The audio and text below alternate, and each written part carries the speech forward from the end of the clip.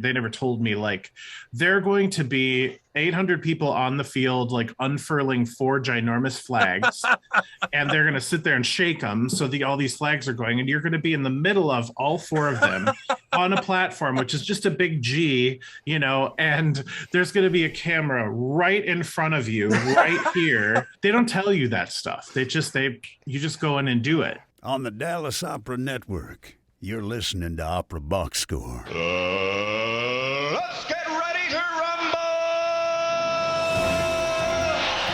Wherever you are, however you're listening, this is America's talk radio show about opera. It's Opera Box Score. I'm George Cederquist, joined this week by Oliver Camacho and Weston Williams. All right, we get you ready for Super Bowl 56 happening this Sunday in Los Angeles. Tenor Scott Ramsay joins us to talk about the highs and lows of singing the national anthem on the gridiron. And then listener mailbag, when is an opera not an opera? Plus 2-minute drill, stage director Hans Neuenfels has died. You don't remember the name? Oh, you'll definitely remember his production of Wagner's Lohengrin. If you are watching on Dallas Opera Network, make sure you subscribe to the podcast. Get that full show. Stitcher, Spotify, you click follow. If you're on Apple Podcasts, just hit the plus sign. It's that easy. You can send us a voice memo or email us your hot takes, operaboxscore@gmail.com. Like the listener mailbag today, those folks are getting OBS beer coasters and OBS lapel pins. I wish I got those. Making it rain lapel pins. We are. Oliver Camacho, great to see you. Who's making it rain on the ice rink out there in Beijing? Well, I'm just now catching up with all the action at the Olympics. I have like all of my videos taped on my DVR and try to watch them like as I'm falling asleep at like 2 o'clock in the morning and watch all these routines. There's this Russian, you all know, you don't need me to tell you about it, but this Russian phenomenon, her name is escaping me right now. I wrote it down somewhere. Kamila Valieva, I believe. Kamila Valieva. She's 15 years old. She's like 5'3" or something like that. She's like a little thing. But the way NBC has been editing her, they make it seem like she's like this super villain. Like, like she's just like this icy, exacting, like you take no prisoners, perfectionist. And like, I'm sure she's just a darling little 15-year-old girl, but just the way she's edited, like they make the Americans seem so like warm and lovable. Then she comes out and she's like, she's going to punish everybody for existing, Don't tell me the Olympics aren't political. Huh? No, but she did. I mean, like yesterday in the team finals, we're recording on Monday as always. Yesterday in the team finals, like she was, I think 20 points ahead of everybody else who skated, and everybody did a great job yesterday, but like she just blew everybody out of the water. Yeah, she's the first person ever to land like a quad spin, and which I don't fully understand. She attempted 4 in her routine yesterday and landed 3 of them, and like she was so mad that like she had a little like slip up on the third one. But even if she didn't do that one, she still would have beat everybody. Breaking every record, it's amazing.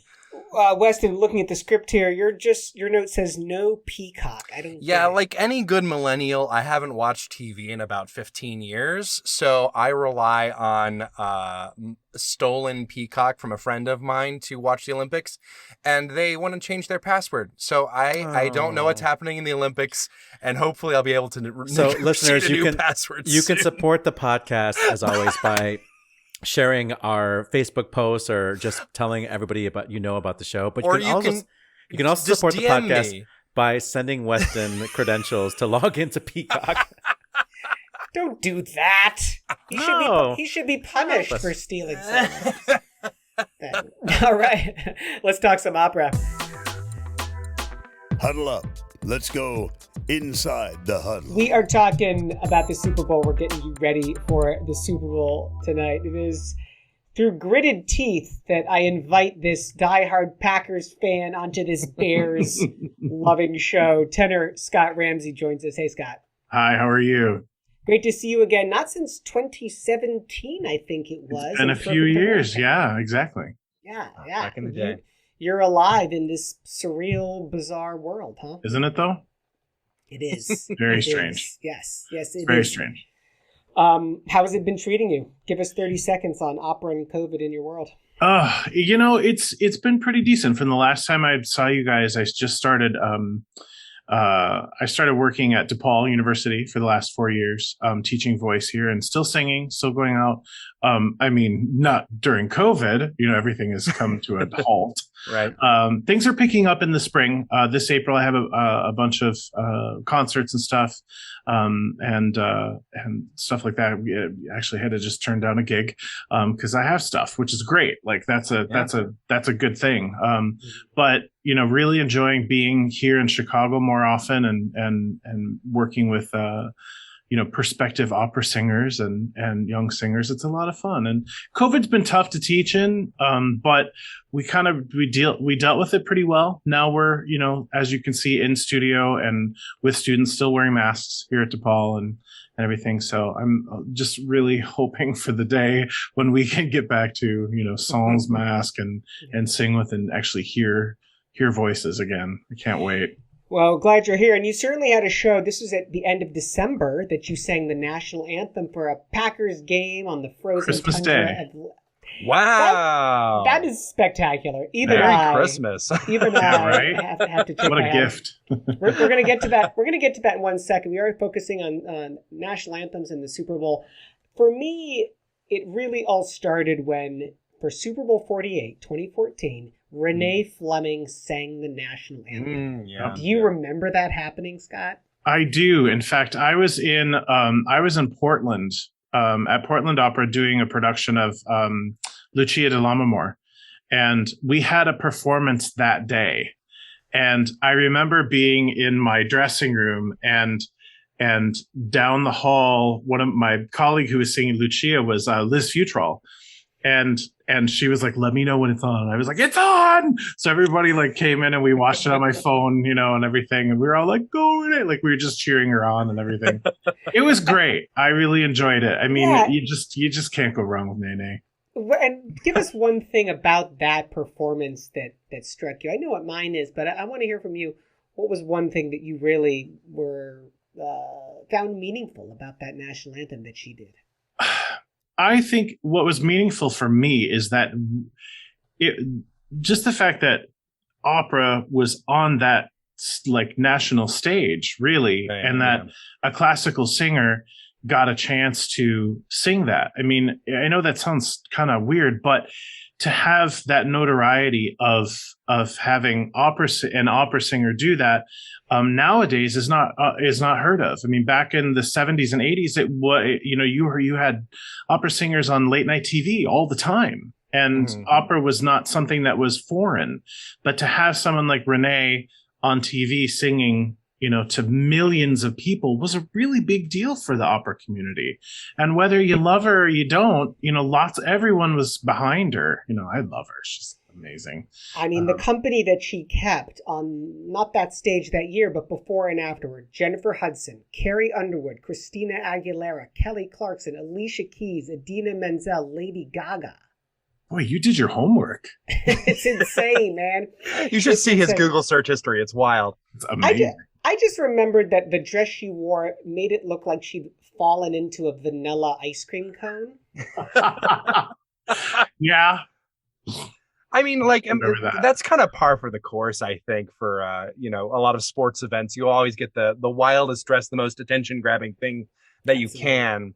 But I want to echo you, Scott, because I remember when I heard it, because this is before I moved to Chicago. And, Chicago is, for me, I came from Alabama originally. The amount of classical music knowledge and opera is nowhere near on the same level in Chicago. And I remember Renee Fleming singing. I didn't even know about it beforehand. That's how out of the loop I was. And people were talking to me about, do you know who Renee Fleming is? I'm like, yes, I do know who Renee Fleming is. And just it sparked so many conversations, and people were so impressed, and just the media attention surrounding it. I think she went on I want to say it was Letterman or something around the same time. She was on Letterman, and she did that whole bit too. Scott, jumping ahead to Christmas then. You've sung for the Pack before, but what made this last time different? I mean, for me, this is going to sound really weird, but I had been such a a huge fan of Aaron Rodgers for such a long time, most of his career. In fact, the second time that I sang, it was very special to me to be able to be out on the field and everything, and I really wanted to be able to to get the chance to sing it again,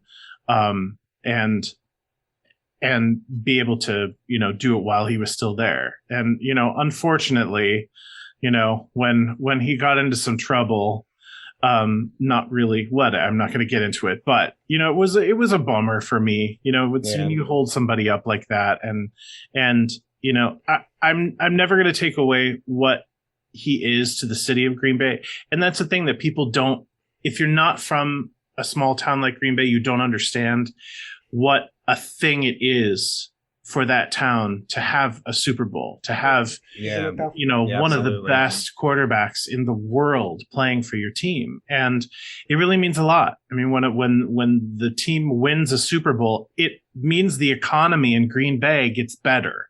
They're able to put more money into that thing that draws people in. And so it's really important. And so it really was a bummer.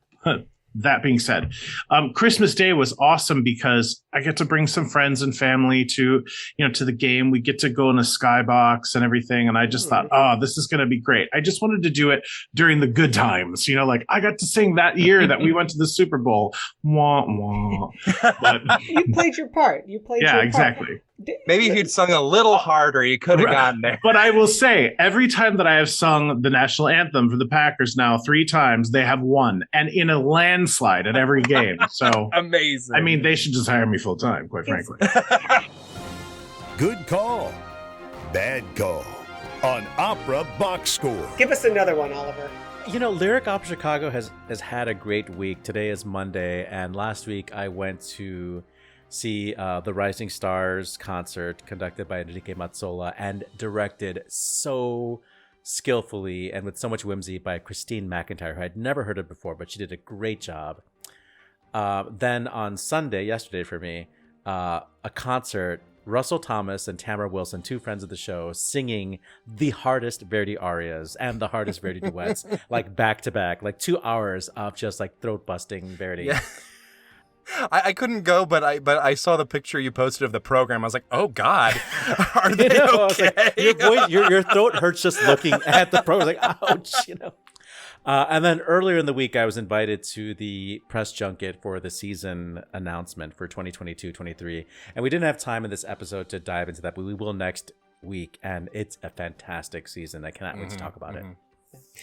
Ashlee also threw in a good call, the greatest hits of opera. That was the playlist during the Parade of Nations at the Olympic opening. It was very much sort of top 40 classical, just kind of on a loop forever, which I think is very charming. Just the most bombastic moments of every symphony and opera. Amazing stuff. Hilarious. I got a great call actually this week. My son got cast in the middle school musical. Aww. This is the first role he's ever played, and yes, he will be Jack in Into the Woods Jr. Amazing. Coming in June, I think it is. So, get your tickets now, folks. Noel Coward said, please, Mrs. Worthington, don't put your daughter on the stage, but it's far too late from that, so the family lineage continues. That's it for this week's edition of America's Talk Radio Show about opera. Our announcer, he's Norm Woodel, normwoodel.com. If you're watching on TDO, make sure you subscribe to the podcast, get that full show. Stitcher and Spotify, you click follow. Apple Podcasts, hit the plus sign. Send a voice memo or email us your hot takes, operaboxscore@gmail.com. You're going to get a beer coaster, a lapel pin for sharing your hot take. Our creative consultant is Oliver Camacho. Our audio and video editor is Weston Williams. For our guest, Scott Ramsay, I'm George Cederquist, asking you to continue the conversation about opera as you digest all those halftime show nachos. We're back with an all-new show next week. We take a deep dive into lyric opera of Chicago's 22-23 season, and we go inside the huddle with Ryan Opera Center soprano Matilda Edge. Plus, you get more opera headlines, more hot takes, and more gender-fluid, surrealistic fairies in drag. Amazing. Join us.